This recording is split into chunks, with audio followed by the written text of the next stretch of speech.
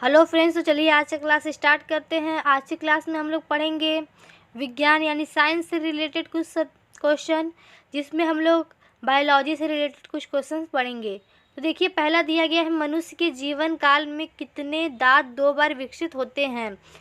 तो हमारा right answer हो जाएगा 20। तो यहाँ पे दिया गया है 20, तो 20 राइट आंसर हो जाएगा।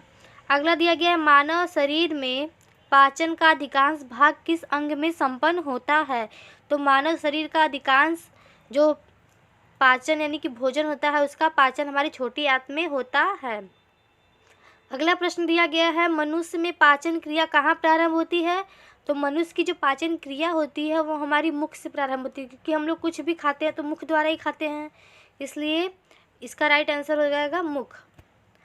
अगला प्रश्न दिया गया है सर्वप्रथम रक्त परिसंचरण तंत्र का अध्ययन किसने किया। तो हार्वे ने सर्वप्रथम रक्त परिसंचरण का खोज किया था। अगला दिया गया है पेसमेकर किससे संबंधित है। तो पेसमेकर हृदय यानी हृदय से संबंधित होता है, यानी हार्ट से। अगला प्रश्न दिया गया है पेसमेकर का कार्य है। तो पेसमेकर का कार्य है दिल की धड़कन प्रारंभ करना। अगला दिया गया है गति प्रेरक किससे संबंधित है। तो जो गति प्रेरक होता है हृदय से संबंधित है। अगला दिया गया है किनकी भित्तियों पर रक्त द्वारा डाले गए दबाव।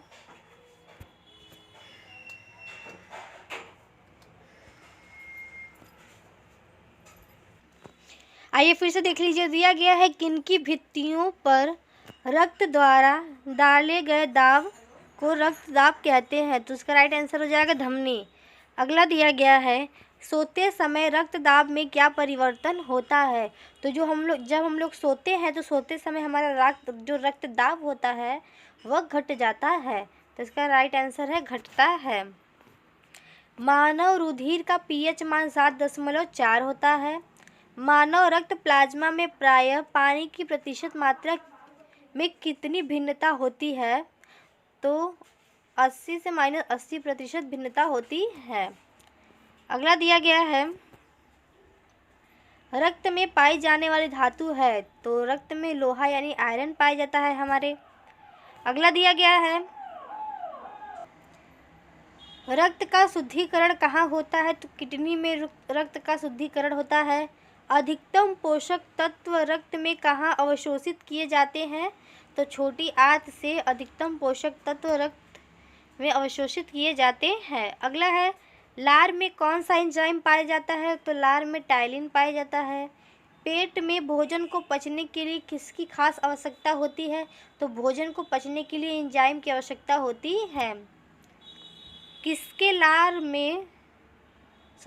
किसके पाचन में सहायक होती है। तो स्टार्च। अगला दिया गया है मानव के आमाशय में अम्ल उत्पन्न होता है जो भोजन के पाचन में सहायता करता है। एक्स है हाइड्रोक्लोरिक अम्ल। अगला दिया गया है क्रेब्स चक्र किसका संश्लेषण होता है। क्रेब्स चक्र में किसका संश्लेषण होता है। तो पाइरुविक अम्ल का संश्लेषण होता है।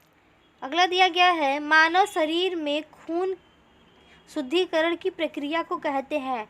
तो जो खून शुद्धिकरण की प्रक्रिया होती है उसे कहते हैं डायलिसिस। अगला दिया गया है